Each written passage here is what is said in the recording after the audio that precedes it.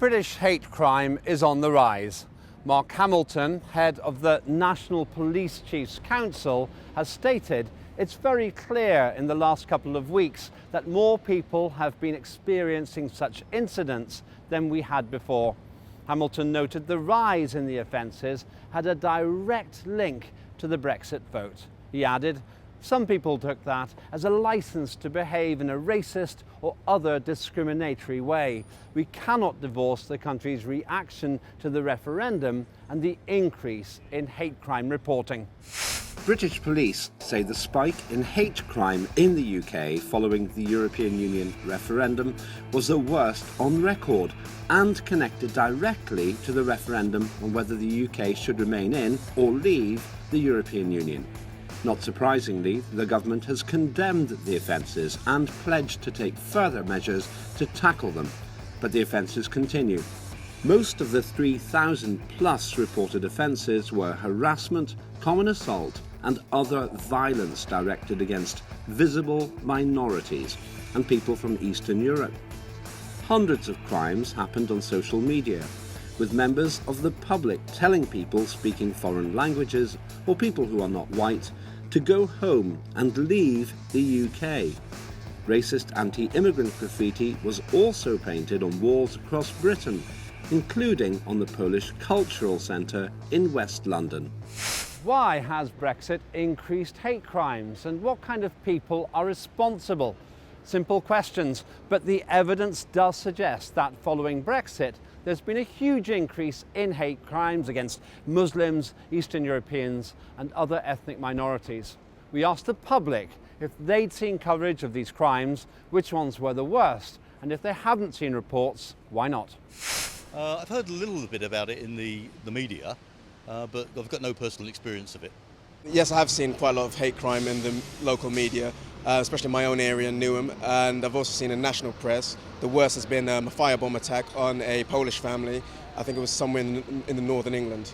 I've not seen any footage. I've heard about it anecdotally, but I'm not aware of any where I live. Why do you think the media hasn't covered it more? Well, you've got to question whether it's actually happening more or whether it's just being reported more. I want to see some clear evidence, really. I've seen reports of hate crimes against people based on the Brexit one. I haven't seen any hate crimes personally, but I'm aware there's been an increase as a result of the Brexit vote. There have been many reports of hate crimes in the conventional sense. Attacks on the street, arson attacks and other types of attacks on places of worship or community centres. And almost endless anecdotal and direct reporting to our organisation. To say that there was a massive spike after Brexit is really not doing credit to it. We've seen spikes after 9/11, 7/7, all sorts of major incidents. We've seen huge spikes after Jack Straw's infamous niqab comments in 2006, but Brexit is of a completely new order.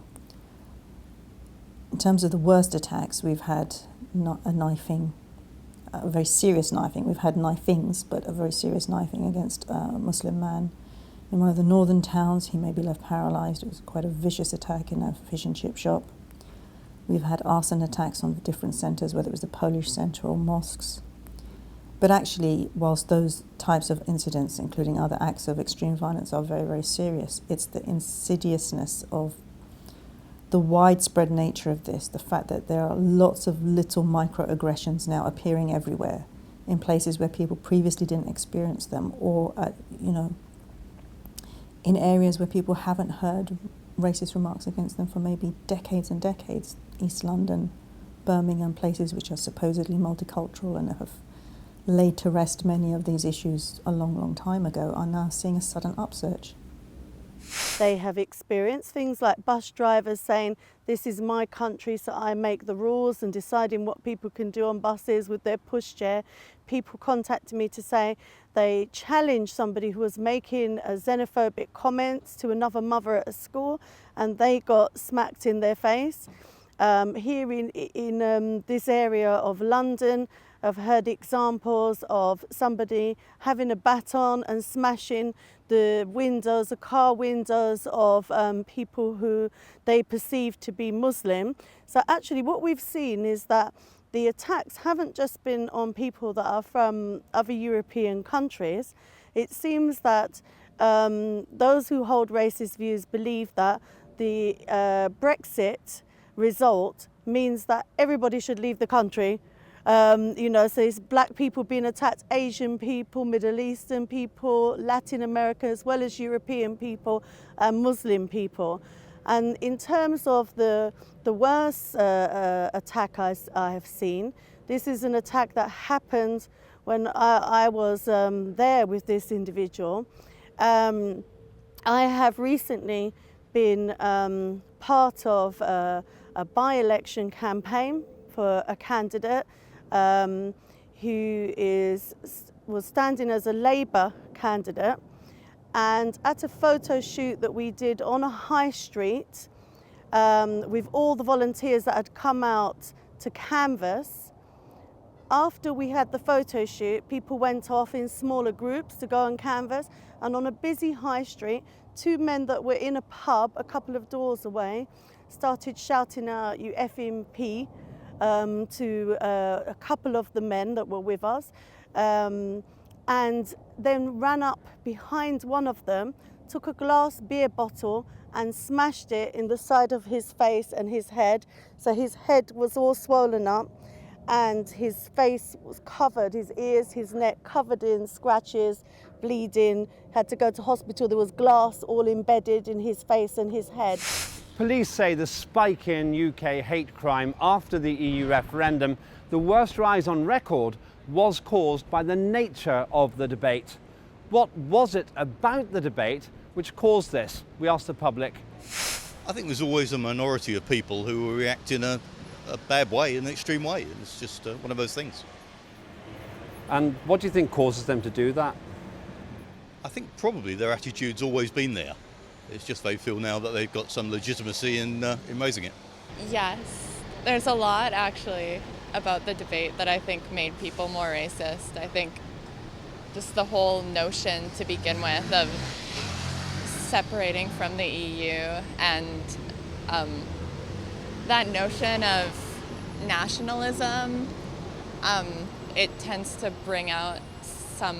sometimes bring out the racist side in people. Unfortunately, I think what's happened with the debate is that people have just got the wrong end of the stick. They believe that Brexit means that we're campaigning for all immigrants to leave. That's not necessarily the case. There's many other arguments for why Brexit is a good idea, but unfortunately a lot of people have jumped on the bandwagon of immigration and focused solely on that topic, really. I think that's the reason why the increase on hate crime. The EU referendum debate really accelerated what we call the environment of hate, and that is, in this particular instance, using political discourse to ramp up racist rhetoric. Now, for a long time, this has been going on against Muslims, and at the last general election, so just over a year ago, we saw this morph even more into a more general anti-quote-unquote immigrant rhetoric, and this accelerated even further in the case of the EU referendum. So it was anti-Muslim, anti-migrant, anti-immigrant, anti-refugee, anti-European Union member states, and ultimately this just gave vent to a huge explosion of violence. At the end of the day, people in the streets get their information from politicians and the media, who they traditionally rely on. And if that's what they're getting, they in the end are incited to do these types of things. They're not born racist. They're not all card-carrying members of far-right groups. Historically and even now, most attacks are not committed by far-right groups. They're committed by ordinary members of society. So there has been a huge increase in racist incidents and hate crimes since the EU referendum debate.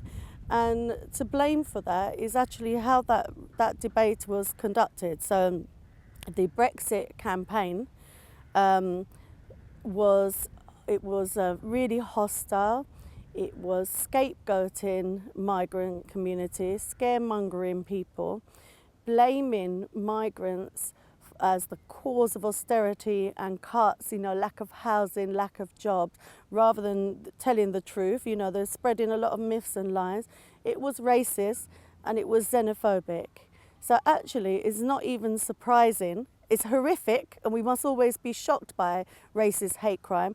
But I'm not surprised as an anti-racist campaigner that after, that being injected through the mainstream media and right-wing media, day in, day out, by politicians, that we have this outbreak of rage and racism following that debate, because it was a horrendous debate. There was also a Lexit debate, a Lexit campaign rather. And I don't think that the Lexit campaign did anything to counter the racism and xenophobia of the Brexit campaign, and I think that it would have been important to do that, because my view is that not everybody who voted to exit is racist, but everybody who is racist voted to exit. Reports to police of hate crimes increased by 42% across Britain. What kind of people are responsible for such a significant surge? People who are insecure, people who are losers, people who haven't done well out of life, people who are looking for someone to blame. It's always been the same ever since the Old Testament. God knows. Angry people? I don't know really, other than that. Opportunists, people from the extreme right and the extreme left, mostly extreme right. It's a very small minority of people. I think it's people who are easily influenced and can see easy victims amongst immigrant communities in the UK.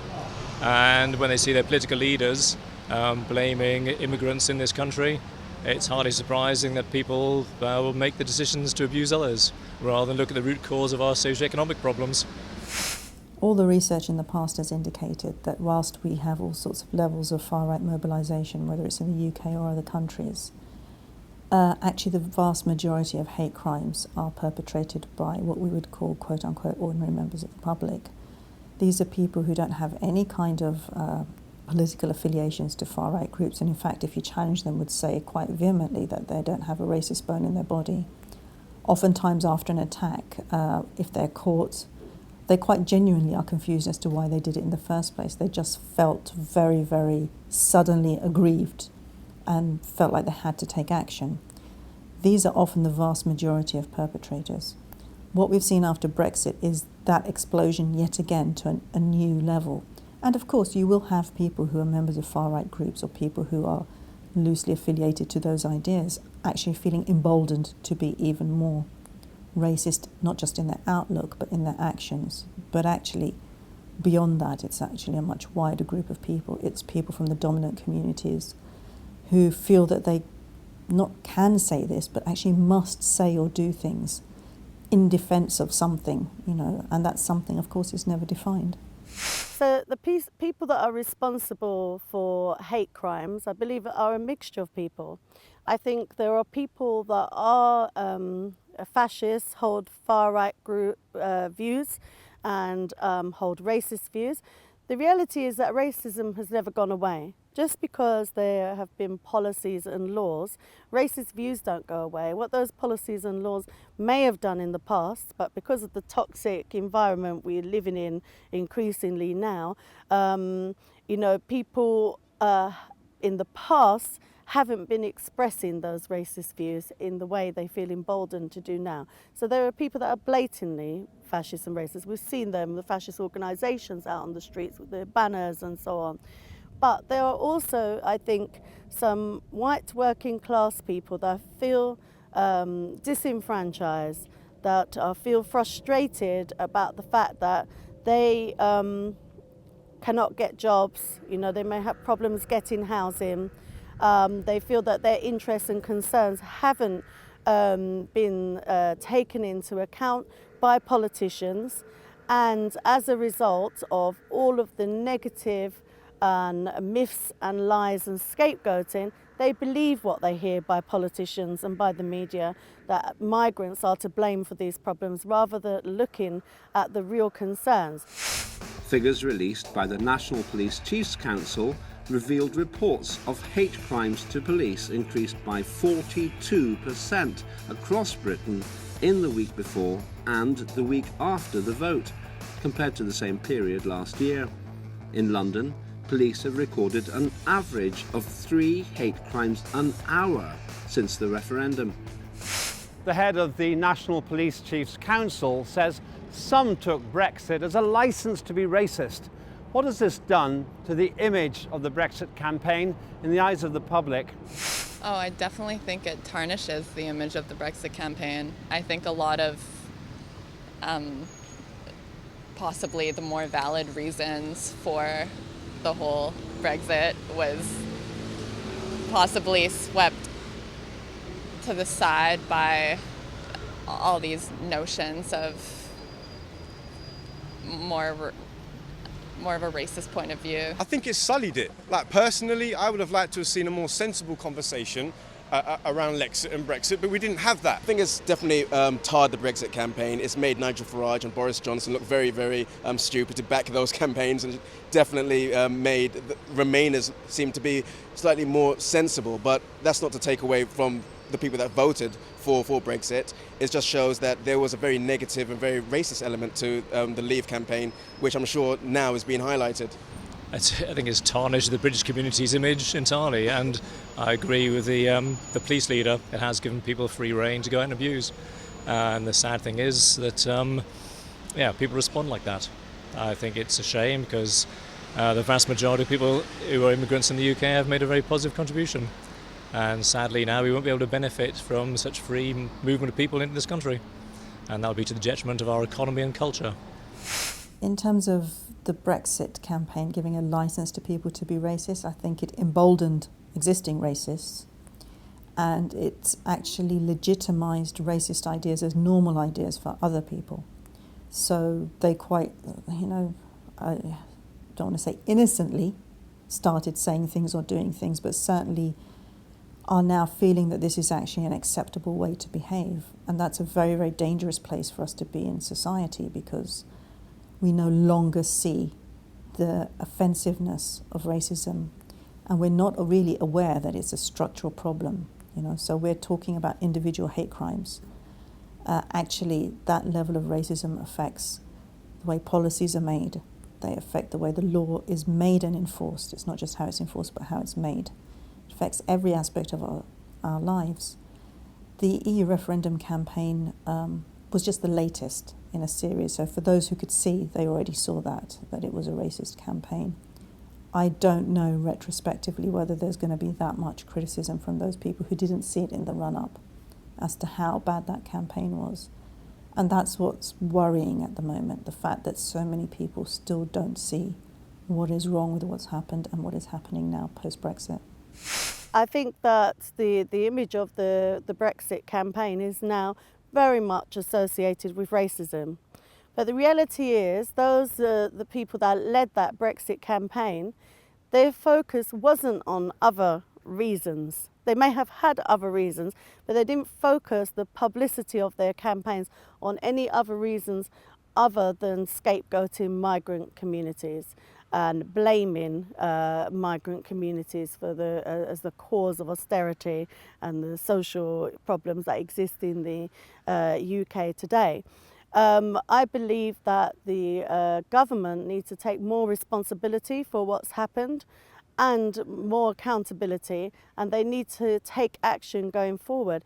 And as a result of that, within a few days of the EU referendum result, my organisation, Black Activists Rising Against Cuts, together with national and regional black and race equality organisations, came together in an emergency meeting and agreed a statement calling on the government to introduce a national hate crime strategy to respond to what's happened.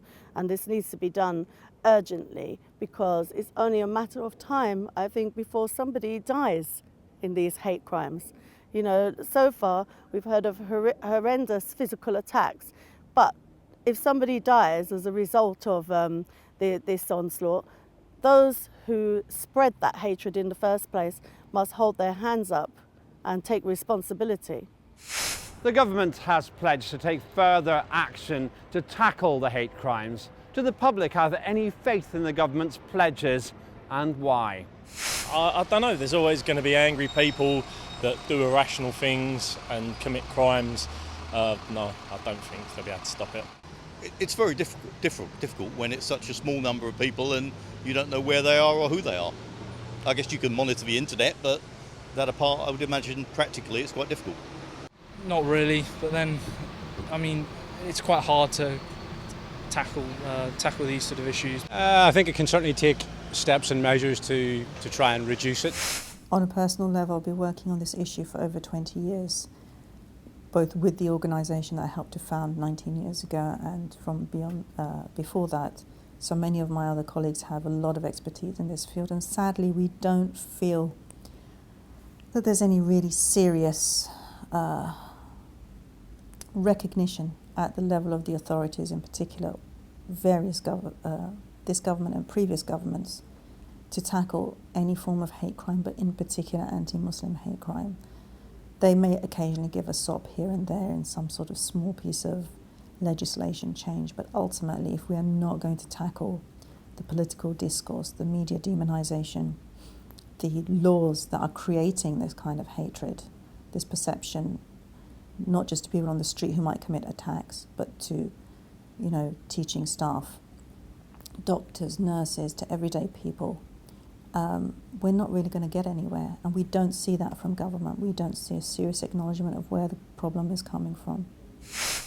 I don't trust the government to, take forward a strategy on hate crime, which is why black organisations, including my own and other race equality organisations, have come together to sign the statement that we've put out, calling on the government to introduce this urgent strategy. And I think for it to be effective and to actually have a real impact and effect, that the government also have to respond to those people who feel that they are isolated or their concerns have not been considered. So it needs to be multiple strategy that looks at all of the issues. But the fact that politicians actually from all parties were part of that Brexit campaign that allowed that race hatred to grow and then therefore legitimise people coming out emboldened to express those racist views, they have to hold their hands up and say, well, actually, what we did was wrong. We mustn't forget that Joe Cox, MP, was murdered, during that campaign by somebody associated with a far-right fascist organisation who have been inciting racial hatred against individuals and groups for some time. And if that wasn't a wake-up call, I don't know what is going to be. The mood in Britain has changed. Hate crimes have clearly increased, as if members of the public feel more confident about expressing racist and anti-immigration views after the country's decision to leave the European Union. Many in the Conservative government and beyond tie every social evil to immigration, turning immigrants themselves into the problem. Yet post-Brexit, observers suggest it is not the immigrants, but the attitude towards them which lies at the heart of what is now going wrong in post-Brexit Britain.